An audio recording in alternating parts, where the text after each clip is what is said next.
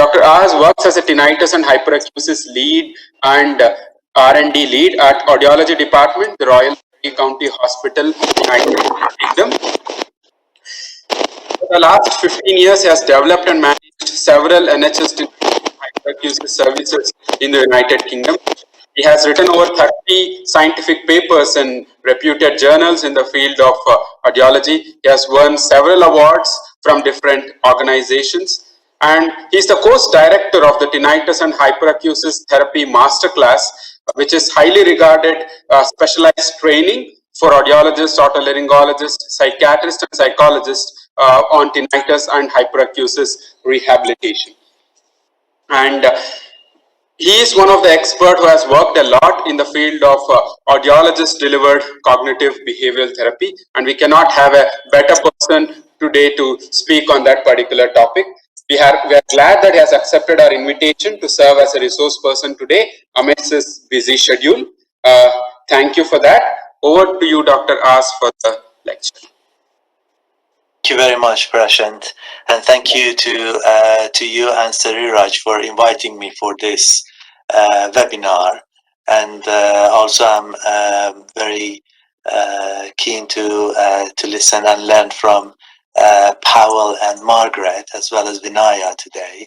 And so it's a fantastic event that you organized. So very big, massive, well done to you, and all of the colleagues in all India. And so I want to start my presentation with Audiology cognitive behavior therapy for tinnitus and hyperacusis. So I'll try to review some of the concepts for this intervention and how this can be delivered in clinical settings in audiology outpatient clinics. And and I believe at the end of the presentation, there will be time for questions and answers, which I'll make my best effort to answer the questions in a way that I can. So I'm going to try to share my screen with you now.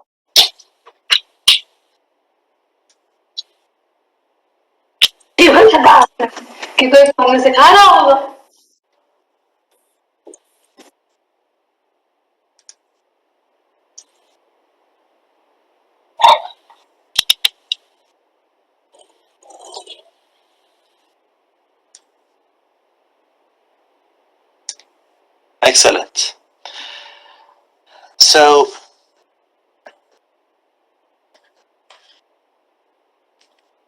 well, I work at the Royal Surrey County Hospital, the Audiology Department, as Prashant kindly introduced me. And so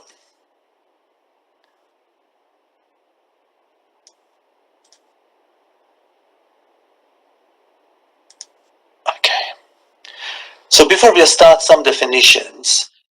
So tinnitus is the perception of sound without any acoustic sound source. And so people can hear the tinnitus in one ear or both ears or inside the head, or sometimes they feel that the noise coming from outside. So it's not really uncommon for people when they start to have tinnitus, they look for the source of the tinnitus around the office or in their house. And then they realize that this is actually from inside and it is not an external sound.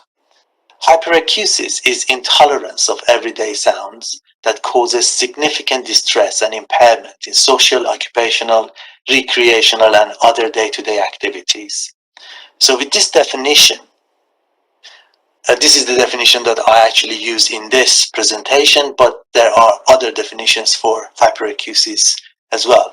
But with this definition, if you are just sensitive to certain sound, but it doesn't really cause distress or impact on your life, then this doesn't really qualify as hyperacusis. For hyperacusis to be present, it really needs to cause interruptions in your day-to-day activities, or it needs to impact on your mood.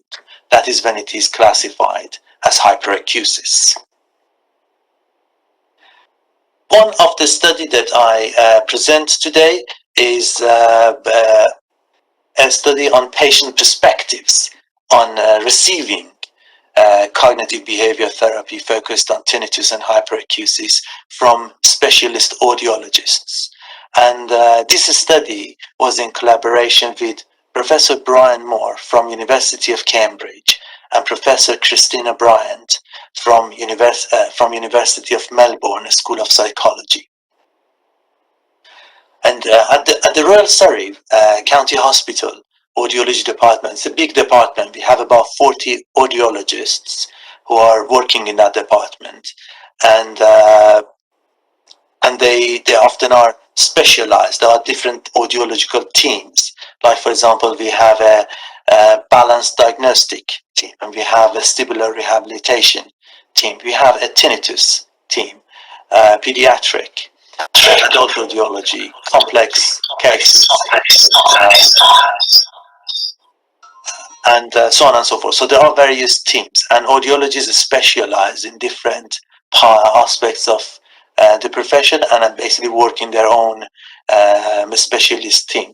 So these are the members of the tinnitus team, which we have in our audiology department: Jenny Stevens, Fariba Faqan, Judith Ballinger, Jennifer Whiffin, Viveka Owen, and Gemma Hatton. And so I want to also thank them, because every day I witness how compassionately and skillfully they help patients who are highly distressed by their tinnitus.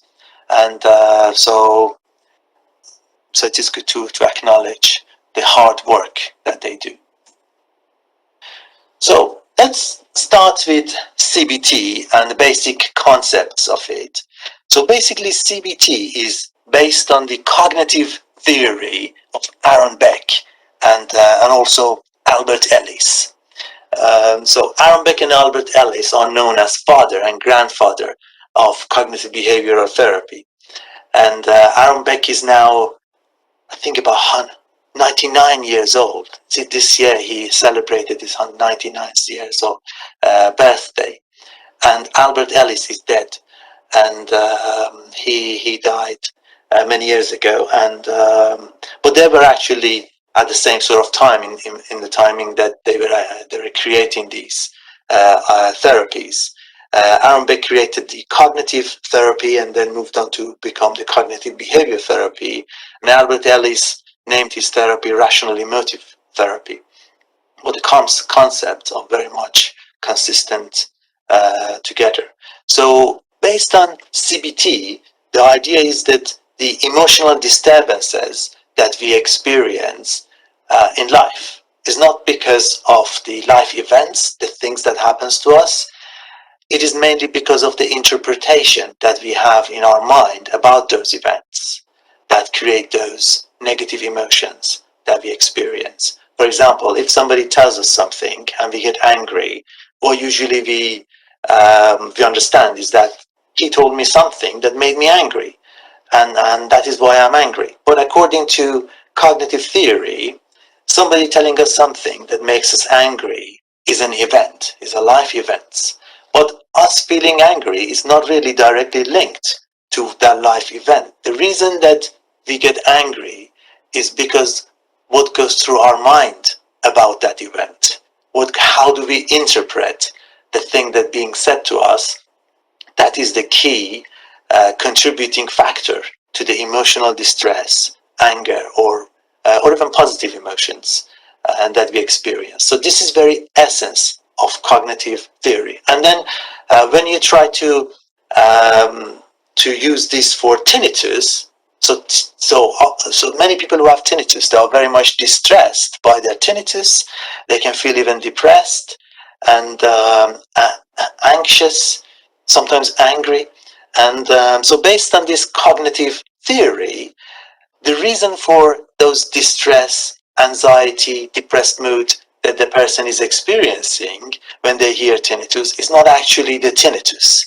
Tinnitus is that life event, but the reason for the emotional disturbances that they experience is because of their thoughts, because of their interpretations of this life event. Hence the cognitive therapy. And cognitive therapy, the idea is that if you can help them to identify and understand what goes through their mind when they hear tinnitus, then you can actually help them to modify those perceptions and cognitions, and then so they can still hear tinnitus, but if they don't have those thoughts, then they may not experience those emotional disturbances. And that's the very essence of cognitive theory. So within these CBT sessions, patients learn a range of self-control strategies so they can change the way that they perceive and react to tinnitus. At the end of this, tinnitus will be present, but the enhanced management. And when the people employ the technique successfully, they will notice the tinnitus less, because tinnitus becomes a less important thing in their life, and it doesn't produce distress. Therefore, it is more likely for it to fade away into the background, as opposed to stay at the foreground of attention. Cognitive behavioral therapy is implemented for various different psychological disorders, depression, anxiety, obsessive compulsive disorder, panic disorder, social phobia, psychosis, and eating disorders. So various conditions. And for each of the conditions, the way that the actual cognitive model is conceptualized is slightly different. All of them have this essence that our thoughts are causing our emotional reaction to that particular event, but the mechanism in which the distress is produced for various psychological disorders is different. This is what we call the cognitive behavioral model or formulation. So this is the model that we have developed over the years based on the clinical data of the patients that we were seeing. And 10 years ago, this model did not look like this, and we gradually changed and modified to become a model that I'm presenting it for you today. And this model fits very well with majority of the patients with tinnitus, and I will share a model for hyperacusis as well. So in this model, this is how it explains the distress caused by tinnitus. So as you see at the top, the trigger is the actual tinnitus, and then it causes some initial emotions and physical sensations. Person may feel sad or upset or anxious, and then also they may have some physical sensations like the ear fullness. So we consider that as the initial emotions and physical sensations. And then there are a chain of negative thoughts that goes through their mind. Like, if I focus on this, it will get louder, my silence is taken away from me, I have no control, it is harder to relax, I lost my peace and quiet, my hearing has been damaged, I can't fully enjoy my life, so on and so forth. There are various different thoughts that can go through their mind in different scenarios. And these are some examples. And then when these thoughts go through their mind, it will lead to further negative emotions like feeling upset, angry, or hopeless, which also is accompanied by certain physical sensations like feeling tense, restless, tearful. And then there are further negative evaluative thoughts about themselves, about life in general, and future, something which is known as Aaron Beck's cognitive triad. So for example, I cannot cope, life is unfair, I am failing, or I will be isolated. And these negative thoughts will feed back to the original sadness. The more sad they get, the more of these type of thoughts they produce. The more of these type of thoughts they produce, the further negative emotions they experience. And then again, it impacts on their thoughts and creating this vicious cycle. So our thoughts impact on our emotions, and our emotions impact on our thoughts. And so if you start thinking of negative things that happens to some people, different places in the world, you will start feeling upset, because negative thoughts, even if you're not seeing what is happening, but just thinking about negative things that happens to other people, or even ourselves, negative memories, it can make us upset. So our thoughts creates our emotions, and our emotions impact on our thoughts. Like if you're angry, the way that you think is different compared to when you're not, when you're relaxed, or when you're depressed, the way that you think is different. Even positive emotions, like if you're very happy and excited, that again impacts on the way that you think. Or if you're in love, you may not think at all. So our emotions impacts on our thoughts impacts on our emotions. So, and this is what basically needs to happen, this formulation.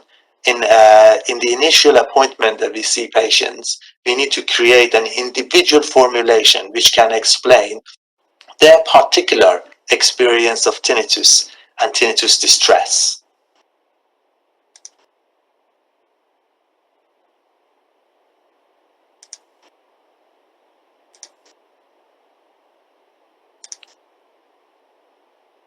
Okay. Just want to get rid of this. So, and there is so this is the first thing that needs to happen, which is that formulation that they need to do for the patients. And so every single patient will have a version of this formulation created for them. Obviously, the thoughts that goes through people's mind is different. Their evaluative thoughts be different. The emotions, the physical sensations, so they all can be different. So it has to be something individual. And this is the starting point for cognitive therapy. So now we established that tinnitus is triggering this vicious cycle, then what's the solution to break this cycle? And how can we break this cycle? So there are parts of this cycle that are not in our direct control, like initial emotions or physical sensations, as well as further physical sensations and emotions.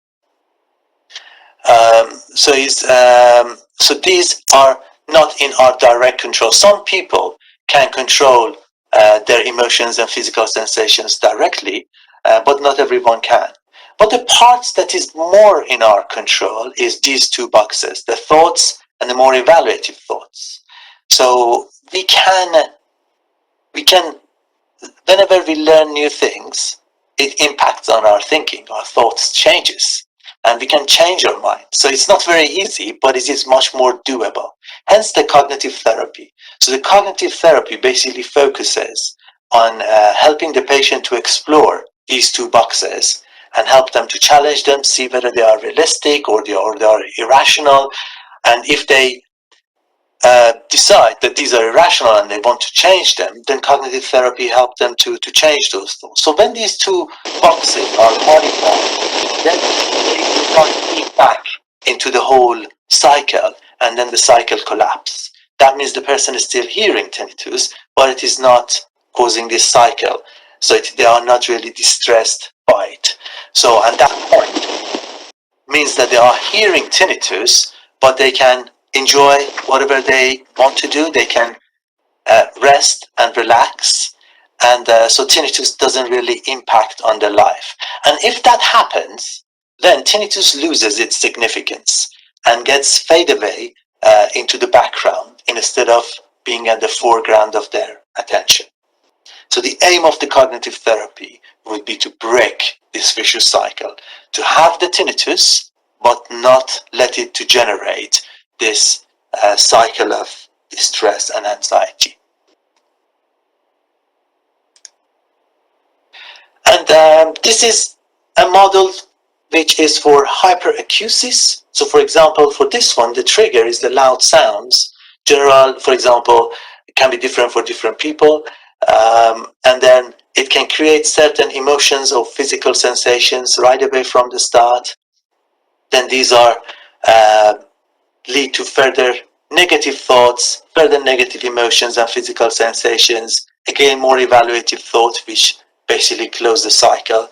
And whenever they hear those external noises, this vicious cycle is active. So basically making them to notice those noises more and make it much harder for them to ignore those noises. So for hyperacusis, again, the aim of the CBT is to basically break this cycle. And by working on these thoughts perception boxes. So what does cognitive behavior therapy involves? So here I put a 6-week program of cognitive behavior therapy for you. And so the first session is about exploring the tinnitus or hyperacusis related distress. This is very important. It needs you need to basically evaluate the patient's cognitive, behavioral, and emotional reactions to tinnitus or sound and the impact it has on their life. And it is important to pinpoint the distress that they are experiencing to see whether that is actually related to the tinnitus or hyperacusis, or perhaps it is related to another underlying psychological disorder. So, and this is a very key thing, because if the distress that they're experiencing is directly linked to the tinnitus, then a targeted cognitive behavior therapy for tinnitus can be useful. But if the distress they're experiencing is for other psychological problems, anxiety, depression,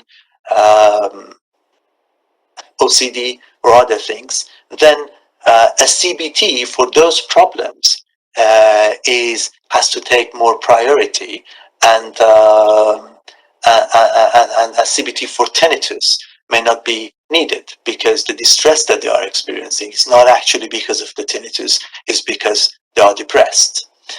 And so once the decision, and sometimes people do not actually have a distress linked to their tinnitus, and they do not have a distress linked to other psychological disorders as well, and they simply do not want to have tinnitus, which is very natural. Nobody wants to have tinnitus, but cognitive behavior therapy cannot help with that. As I've shown in the previous slides, CBT can only help to break that vicious cycle that gets active whenever tinnitus is perceived. If a person is not producing that vicious cycle, then there is no need for CBT for them. So in this first session is very critical, because you would decide whether this patient needs a CBT focused on tinnitus or hyperacusis, whether this patient needs treatment for other psychological disorders that they may be experiencing, or whether they need no treatment. And so that's a critical thing. If the decision is that they need to have the CBT for tinnitus, then you need to develop that cognitive behavioral model for them, and then you share it with them, and then make sure that they understand what is the aim of the CBT, and you have to enhance their motivation to engage in the CBT program, because people who are distressed by tinnitus may not necessarily be highly motivated to get rid of the distress caused by the tinnitus. Their main aim, very naturally, is they want to get rid of the tinnitus itself. So from minute one, when they walk into a CBT clinic, there is a discrepancy between what the patient may actually want and what the CBT can offer. Therefore, you have to work on that and bridge that gap before embarking on offering a full program of the CBT. In various stages of CBT, different techniques are used, like behavioral experiments, and which can help them to test some of their key troublesome perceptions about tinnitus, and the use of diaries, and creating counter statements for the negative thoughts. So there are various cognitive behavior therapy techniques that needs to be used in each of these sessions, and sessions are often weekly. So in this six session program, this would be a 6 weeks program. So you will be seeing the patient for once a week for 6 weeks. With regard to the evidence base for CBT for tinnitus, there are many research studies that has been done for tinnitus, for CBT for tinnitus, and this is a Cochrane systematic review which has been done, published this year by experts and researchers: Thomas Fuller, Rilana Sima, Berto Langov, Bridget Mazurek, John Vallian, and Derek Hoare. And so in this Cochrane review, they basically looked at all of the research evidence for CBT for tinnitus, and the Cochrane reviews have a specific methodology that you look at the biases, the risk of bias in various studies. Some studies have higher risk of bias, some studies have less risk of bias, and then you weight the outcomes. So the studies that have a less risk of bias, their outcome become more important when you want to put together all of the data. So they assess the risk of bias for various studies in a manner that is shown in this slide, and then they put together all of the outcomes. For example, this one is for CBT versus no intervention, or a waiting list. It is about the tinnitus, the impact of tinnitus on life. And as you see here, so this side of this line favors the tinnitus, this side favors the waiting list. So all of the outcomes together, it favors the CBT intervention. Same applies to this this analysis that they did, CBT versus audiological care against CBT. The outcome of the meta-analysis was that it favored the CBT. And for CBT versus other experimental controls like relaxation therapy or counseling, again the outcome favored CBT compared to those control groups. And these are the outcomes that they had for anxiety at the end of the treatment. So CBT versus waiting list, and the CBT, the outcome of the analysis favored CBT compared to the waiting list. And another analysis for depression scores after CBT. Again, the analysis favored CBT for depression, reduction in the depression scores after treatment. So I also like to share a brief study that we did at the Royal Surrey. We did not want to replicate the randomized controlled trials that already been done. So our aim was to get some sort of a feedback from the patients to see that from their perspective, did the CBT that they received from audiologists, was it, we have two questions. Was it effective in helping them to manage their tinnitus or their hyperacusis? And the second question, was it acceptable to them to receive this type of treatment in an audiology outpatient clinic? Because this was very important to us to know, because patients who have experienced tinnitus, as far as they're concerned, this is an ear-related problem. So it is fair to ask, is it really acceptable to the patients to receive a psychological intervention in an audiology clinic for their tinnitus? And so these two questions were the main point of this study, and there were 31 people who completed the audiologist delivered CBT, but actually completed the survey for this study. They were in a very good position to basically comment of whether this treatment was effective or whether this was acceptable to them. We also measured various questionnaires before and after treatment. So assessing questionnaires before and after treatment can basically give you some indication of the change that it created, but really to get this a proper unbiased version of this, you got to look at the more of the randomized controlled trials as opposed to a study which was not really controlled, which would be ours. But because already the randomized controlled trials has been done, so we didn't want to reinvent the wheel. So this was more of a reflection on critical clinical practice. And so these are the main questions that we were basically looking for. They were asked, how effective is CBT in helping you manage your tinnitus or hyperacusis? And they had to basically rate on a scale from 0 to 10. 0 means with no effect at all, and 10 would be very, very effective. 90% of the patients rated the effectiveness of CBT as 7 or above. Second question was, are you able to manage your tinnitus or hyperacusis differently compared to before you started treatment?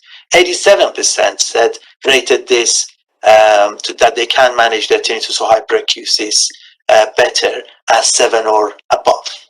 And the final question, which was very important to us, was how acceptable was this audiologist delivered CBT to you? And in this question, we also said, often CBT is a treatment that people can get in mental health services, but we were offering this in an audiology department. So how acceptable was it to you? 97% of the patients rated the acceptability of audiologist delivered CBT as 7 or above, which gives a very good acceptability rate. And I want just to read a feedback from one of these patients, which I thought is very important reflection. I think tinnitus is a very specific condition that is very difficult to appreciate if you have not experienced it or if you are not an expert in audiology. It is a condition that is with you all the time, at work, at rest. It is inside your own head and feels inescapable. It is not an outside problem or an external issue to be resolved, and to have someone understand that and combine it with knowledge of hearing loss and hyperacusis, etc., is extremely important. I have had more general CBT for other issues in the past and think the targeted CBT approach in the audiology department made the CBT treatment as useful and relevant as it could be. And this is a feedback from one of the patients who received this targeted CBT approach. And these are the papers that we published on this, on reflections on the clinical practice, in terms of how many people are actually suitable for this type of intervention, and the effectiveness of this, and patients' perspective of these. And so if you wanted to do further reading, please feel free to do so. And also further resources. There's this new book published, Cognitive Behavior Therapy for Tinnitus by Elder Bughes, Gerhard Anderson, Vinayak, which we will hear from him today. And big well done to you, Vinaya, for contributing to this book, and which is fantastic for audiologists to have. And Victor Calder. So this is a book that is recently been published on cognitive behavior therapy for tinnitus, and by Plural, which is a fantastic resource. My team and I also are publishing 2 books on CBT for tinnitus. One of them, the first one, which will come out very soon, is a step-by-step guide for patients that they how to basically implement CBT on themselves.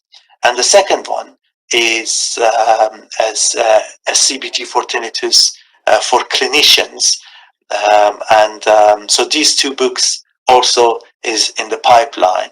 So if you wanted to learn these skills, so there are quite a number of options that you can basically read and enhance your knowledge about them.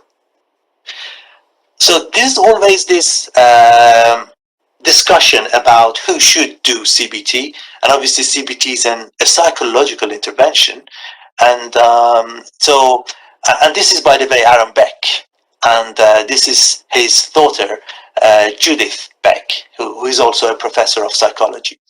And so they have this big Beck Institute, and they teach cognitive behavior therapy to different professionals. And their courses, the typical courses of CBT for depression and suicide, CBT for schizophrenia and serious mental health conditions, CBT for anxiety.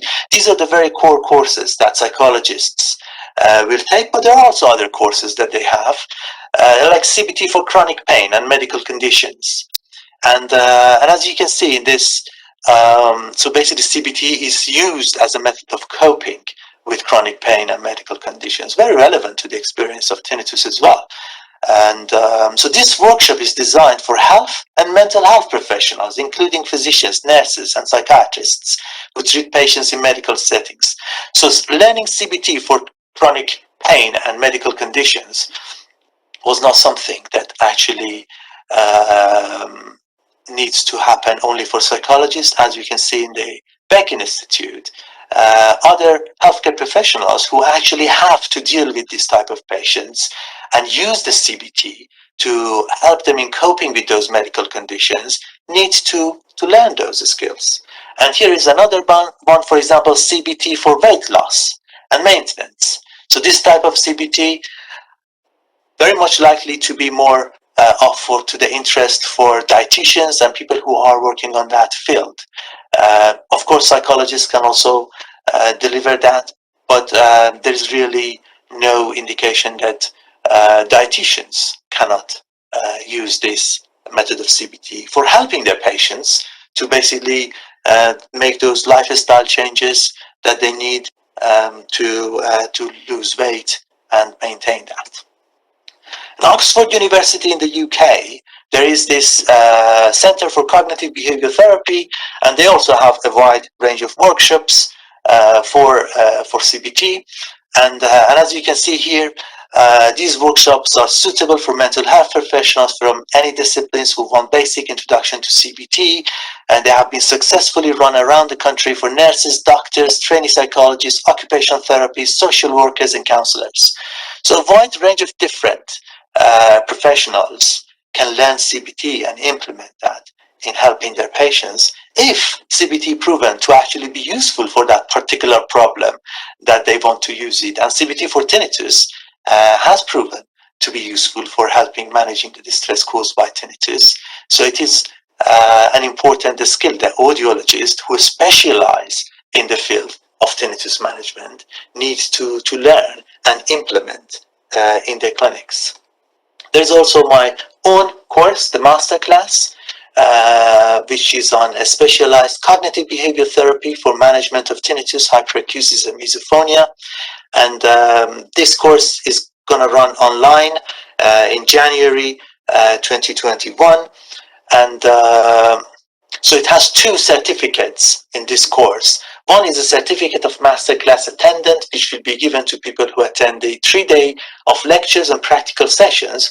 But there is also a second certificate in a specialized CBT for management of tinnitus and hyperacusis and misophonia. This is given to people after completing the full program of the study, which includes those 3 days of lectures and practical training, and submitting the written assignments and actively taking part in 12 monthly clinical supervision sessions, which are group sessions online.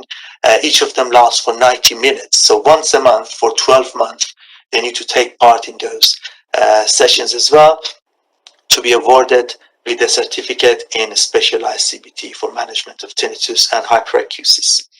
And so in the master class, the audience, target audience are audiologists, hearing therapists, hearing aid dispensers, psychologists, psychiatrists, otologists, neurologists, and other professionals that are interested to extend their scope of practice in helping tinnitus patients. And there are a lot of various topics that will be covered in the master class, so I would encourage you to have a look at the website. And even after completing the course, and that 1 year, which includes the clinical supervision, monthly clinical supervision sessions, even after you finish that, you still would need to carry on having supervisions. And in our department, we have weekly group supervision meetings, which me and my team sit together nowadays online and talk about our difficult cases and review them and get guidances from our peers. So this is an important part of delivering a CBT targeted for tinnitus. And also there is this group of clinical expert groups, which we have created to basically provide further ongoing supervisions for people who learn CBT for tinnitus. And so we have psychologists, audiologists, and ENT doctors from many different countries who can help you in supervisory meetings once you decided to actually go ahead and deliver this intervention. So before I finish, I just wanted to share also with you the internet CBT, which nowadays is something important because a lot of clinics, including my own, are done via video calls and telehealth. So we basically lost that human contact. So it is vital to be able to use some extra learning materials which can be used as supplement and complementary to the interventions that you provide. So there are various studies by different group, and Vinaya also contributed to these studies. Which talk about the effectiveness of internet cognitive behavior therapy for tinnitus, which actually shows that it can be used as an effective intervention for people with tinnitus. And so the version, I have also created a version of internet CBT for tinnitus, which is free of charge for people to use, and it has various modules of CBT which people can use, and you can effectively direct your patients to use these modules whenever need be. And my group was we prepared this in collaboration with Professor Brian Moon, Department of Psychology, University of Cambridge, and Dr. Fiona Thornton, who is a clinical psychologist in our own hospital. And so this is a flowchart of how this internet CBT actually, the structure of it.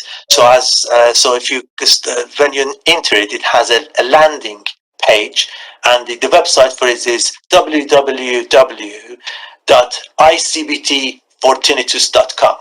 And so you have this introductory page, and then we should direct you to an assessment.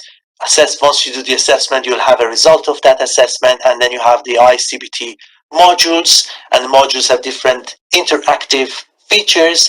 And then once you do all of the modules, then there is a final assessment and final recommendations which people can take.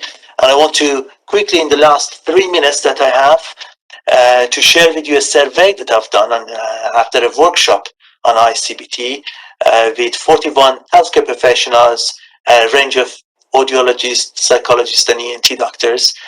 We asked them 2 questions. How likely is it for you to use ICBT for tinnitus as a complementary intervention to what you do? And second question was, how likely is it for you to use this as a standalone intervention for your patients? And here is the result. So for a standalone intervention, so blue is the extremely likely, and red is likely. So blue and the red. So this is the amount of the people, the proportion of people who said is likely or extremely likely to use ICBT as a standalone intervention. But now look at the massive proportion of people who said it is likely or extremely likely to use ICBT as a complementary intervention to what they do. And so a paper on this will get published soon, and I will share that with you or on my website, and you can gain access.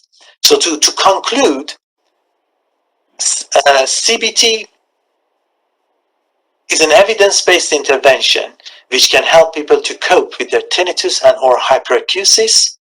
From the patient's perspective, CBT delivered by specialized audiologists focused on tinnitus management is effective and acceptable.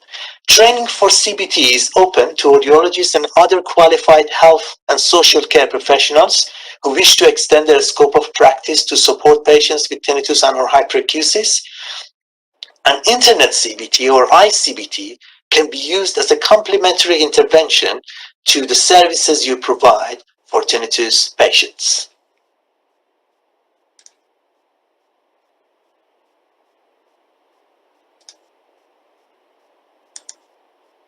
So thank you very much for listening.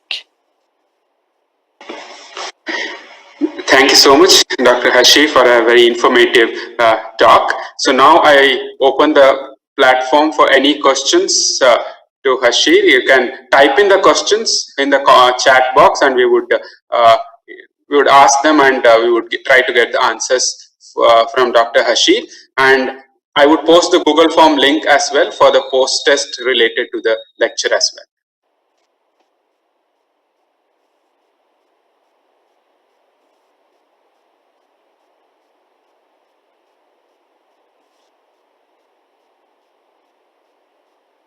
so there is one question. Please, could we have the ICBT website again, as it was not fully visible on the screen? Can you please tell the website name again, Hashir? Yes, it is www.icbt4tinnitus.com. And I will share that video, Prashant, and you can share it with people who registered as well. Sure, I'll do that. I actually put this in the comment box as well, so everybody can see. I think I can post to everyone. Yeah, so I posted the website address here.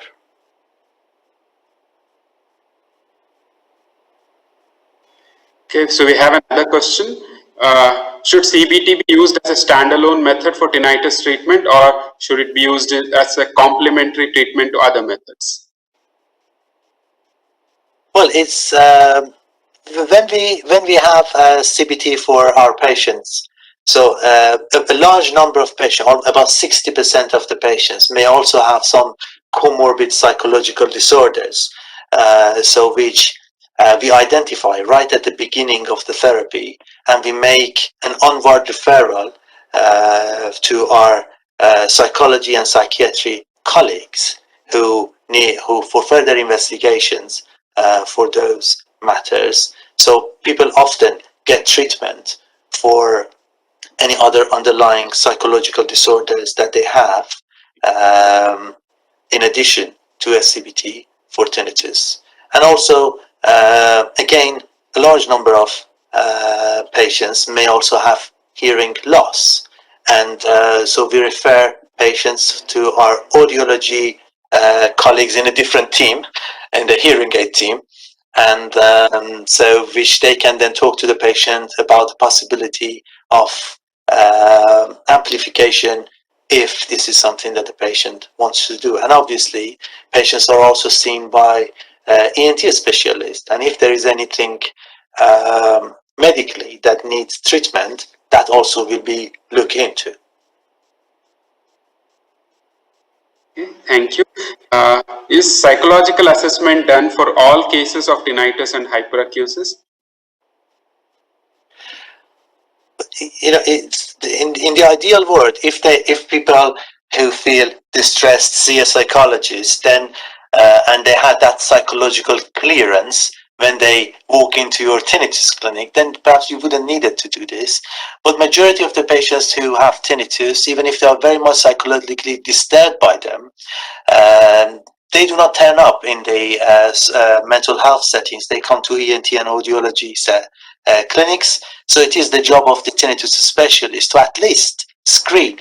There are a wide range of screening tools that you can use for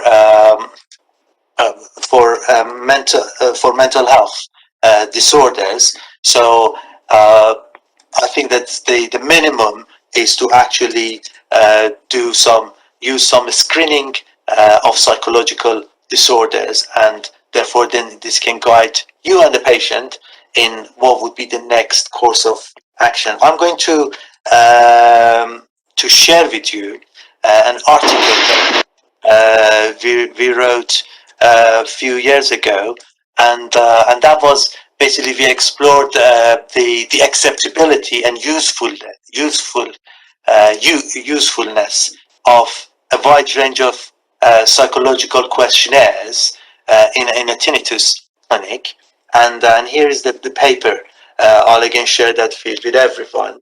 It's an interesting paper, so it'll give you some sort of a guideline of which tools you can use in order to screen for psychological disorders. And obviously you have to have infrastructure in place that once you identify any of these, how would you actually guide your patient and signpoint your patient to actually receive an appropriate help from mental health colleagues. So the next question is, what about using CBT for tinnitus in patients with multiple disabilities? Well, I don't think I don't think that they're having multiple disabilities will be a contraindication to use CBT for tinnitus, and obviously they have received or will receive intervention for the other problems, and still if they feel that tinnitus needs to be looked into in terms of the management of it, then CBT can be delivered. And we have many patients with multiple disabilities. It's much harder for you as the therapist to actually engage in that therapy, but it is certainly doable, and so I wouldn't discourage that. Thank you. On similar lines, are there any contraindications or criteria for not using CBT or using CBT? For using CBT for tinnitus, so the contraindication will be that the distress that they are experiencing is not really because of their tinnitus. And so then you wouldn't really need to use a CBT for tinnitus. And also, when patients are psychologically disturbed, and so again, as I said, this is something that you would need to identify at the very first session and make sure that they're actually receiving appropriate care for their psychological disturbances as well, because your CBT for tinnitus is not going to cure their depression or their schizophrenia or bipolar disorder. It only helps them to manage their tinnitus. So they need to have help for those problems as well. And if any of those problems are bigger problem, more riskier than the tinnitus, then they need to take priority. Thank you. The next one is, does severity of tinnitus affect the outcomes of CBT?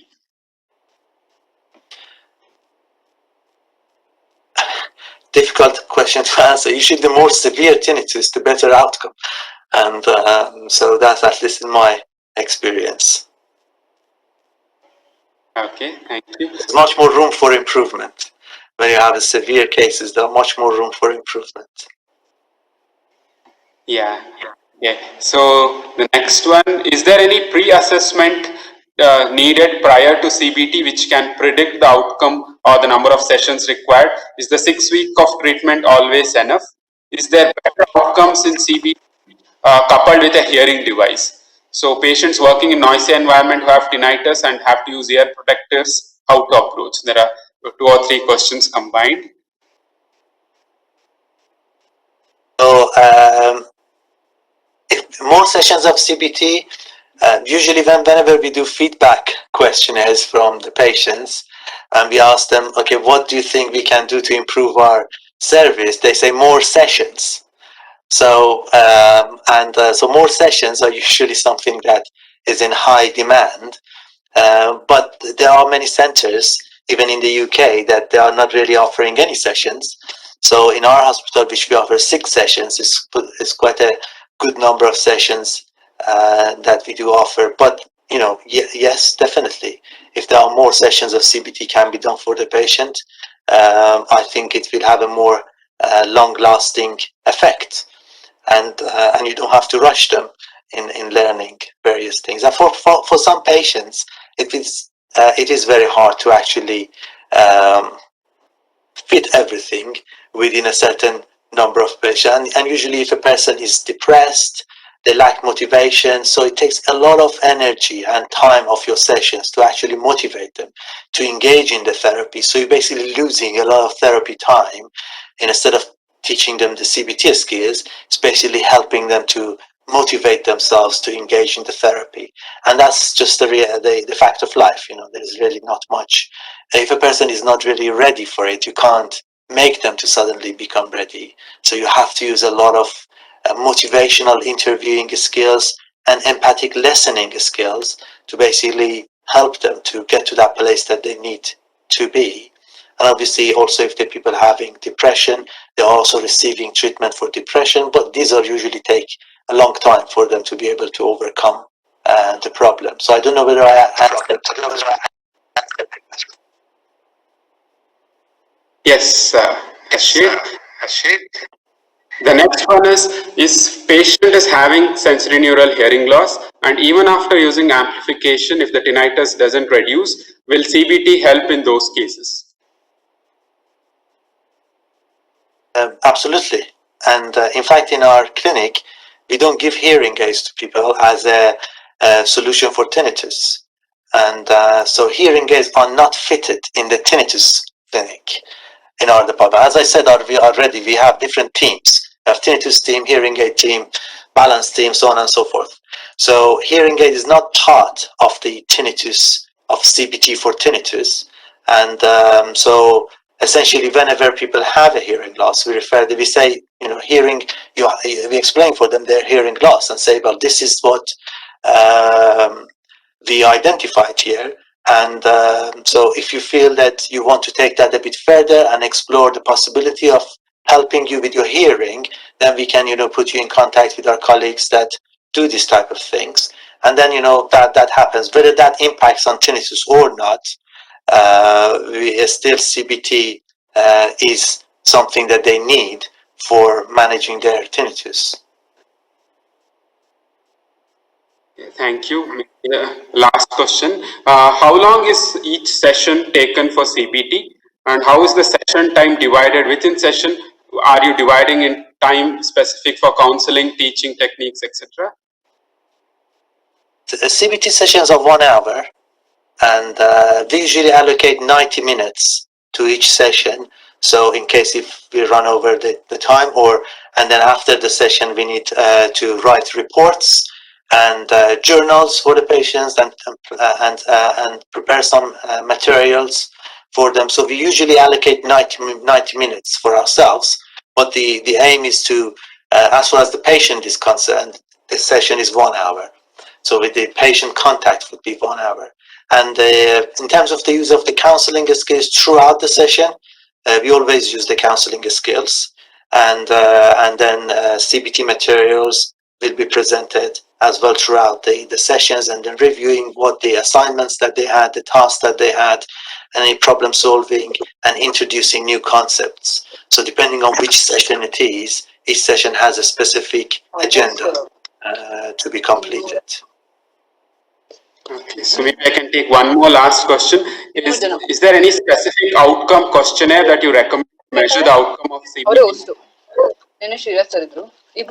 There are a wide range of tinnitus questionnaires.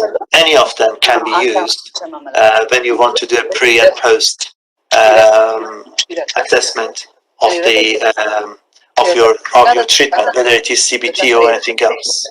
So